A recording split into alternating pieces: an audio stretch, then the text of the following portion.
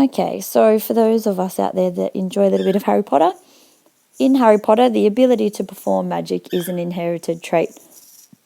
The ability to perform magic is recessive, little m, and those individuals who cannot perform magic, which are known as muggles, carry the dominant allele. Hermione Granger is a witch who can perform magic, however both her parents are muggles. What must the genotypes of Hermione's parents be? So if Hermione is a witch, and we know that the gene is for magic is recessive, so Hermione must be little m, little m. Now, if both Hermione's parents are muggles, each of them must have the dominant trait, but for them to be able to pass on both those little m's to Hermione, both her parents must be big M, little m. So Hermione is an only child. What would the probability be, expressed as a percentage of Hermione having a sibling who also has magical powers? So we want to do a cross between two of our heterozygous parents. So we draw up our Punnett square. Oops. Big M, little m, big M, little m. We do our cross, big M, big M, big M, little m, big M, little m, and little m, little m. So the question is asking us, what is the probability expressed as a percentage of having a magical sibling? So it would be a 25% chance that Hermione would have a sibling that could perform magic. So Tom Riddle is a wizard. However, he is known to be a half-blood. His mother was a witch and his father was a muggle. Identify the genotypes of both Tom's parents. So we know Tom is a wizard, so he has little m, little m. We know Tom's mum is also a wizard, and she's little m, little m. But Tom's father was a muggle, which means he has to have the dominant trait at least once. But if he passed that little m on to his son, he needs to be heterozygous. So he is big M, little m. So let me start that one again. Lily Evans was the youngest daughter of Mr. and Mrs. Evans. Would you believe in 7 books we never actually find out their names? Unlike her parents and her older sister Petunia, Lily could perform magic. When she was old enough, Lily studied at Hogwarts School of Witchcraft and Wizardry, where she met and fell in love with James Potter. They married and had one son, Harry. Harry could perform magic like both his parents. Lily's sister Petunia married Vernon Dursley and they had one son. None of the Dursley family were able to perform magic. Draw a pedigree to show the pattern of inheritance for magic in the Evans family. So, we have 3 generations here. So we have Mr. and Mrs. Evans, and we have their children, Lily and Petunia. Then Lily married James and had Harry, and Petunia married Vernon and had one son. So we need to draw our pedigree. So starting with our first generation, so Mr. and Mrs. Evans, okay, who we know could not perform magic. So they had 2 daughters, Petunia, who could not perform magic, and Lily, who could. So let's colour Lily in, as she has the trait that we are looking at. Then Lily met and fell in love with James, and they had one son, Harry. So James could perform magic, as could their son, Harry. Petunia married Vernon, and they had one son, Dudley, who's not mentioned in the passage, and none of the Dursley family were able to perform magic. So that is what, just add our generation numbers down the side. So that is what our pedigree would look like for the inheritance of magic in the Evans family. So question 2 then asks, determine the genotype of Mr. and Mrs. Evans. So if we have a look at Lily, Lily has to be little m, because she carries the trait for magic, and we know from the previous page that it's recessive. Okay, and also James and therefore Harry also has little m, little m. So neither of Lily's parents have the trait, but both of them must have a little m as they pass that on to their daughter. And because they do not show the trait, their other allele must be dominant. So determine the genotypes of Mr. and Mrs. Evans. So they are both heterozygous, big M, little m.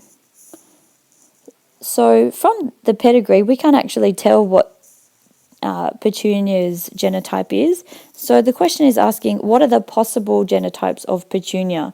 So Petunia is a result of a cross between Mr. and Mrs. Evans as well. So we need to cross our big M, little m, and our big M, little m.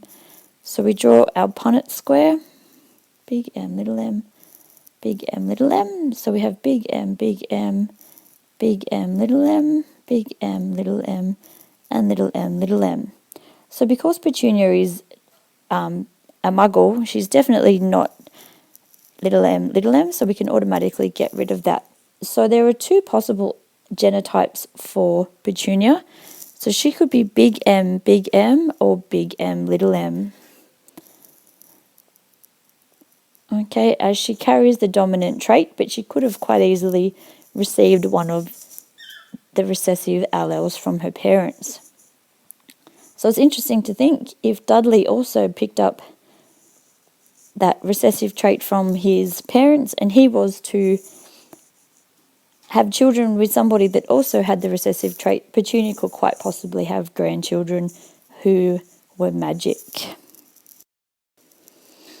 Okay, the last one.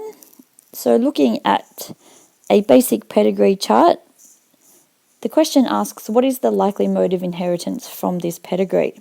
So we need to look at whether it's dominant or recessive, or whether it's autosomal or sex-linked. So they're the four things that we need to determine. So if we have a look, from our first generation, we have a parent that has the trait and a parent that doesn't have the trait. They pass it on and they have two children, one with the trait, one without the trait. So that doesn't really show us that much information. But then if we have a look at individual 6 and individual 7, they both have the trait. Now, as we can see, they've had 3 children, but only one of their children has the trait. Now, if this was a recessive trait, individuals 6 and 7 would both be homozygous recessive. So that means they would only have, let's say, use the letters H. They could only pass on the little h's to their offspring, which would mean all this generation would be little h, and all of them would be shaded in. So from that piece of information, we can say that the likely mode, of inheritance is dominant. Okay, and looking at whether it's sex-linked or not, we can see that there's 1, 2, 3 girls that have the trait versus only 1 male. So from that, we assume that it is autosomal. Okay, again here, the father has the trait and the daughter doesn't. If this daughter had the trait in the middle here, then we could possibly say that it was sex-linked, but she doesn't, so it is assumed to be autosomal. Okay, let's just get rid of that and then we'll have a look at question 2. So question 2 says, state the genotypes of individual 6 and 8 using the letter B to represent the dominant allele and little b for the recessive. So we've already said that it is a dominant trait. So we know that individuals 6 and 7 have to have at least one of the dominant alleles, so we can do that. But we know that individual 8 is recessive, so we know that they are automatically little b. And because individual 8 is an offspring of 6 and 7, both 6 and 7 must also have a little b. So the genotype of individual 6 is big B, little b. The genotype of individual 7 is big B, little b. And the genotype of individual 8 is little b. And the last question, if individuals 6 and 7 have a daughter, or another daughter, since we already have 2, what are the chances that she's going to be affected? Use a Punnett square to show you're working. So individuals 6 and 7 is big B, little b. So we draw our Punnett square, big B, little b, big B, little b. We do our crosses. Okay, and remembering we are looking at a dominant trait, so this time our affected individuals are going to be those that possess the dominant allele, so the big Bs. So use a Punnett square, we've done that. What are the chances that she's going to be affected? Is 75% or 3/4. Okay, so I'm hoping that's helped some of you out there a little bit more with understanding Punnett squares and pedigrees. Apologies for my little bird chiming in. He doesn't like being left in his cage, but he would be sitting here going off his tree otherwise. So hopefully that's helped you out a little bit more, and I'll see you in class.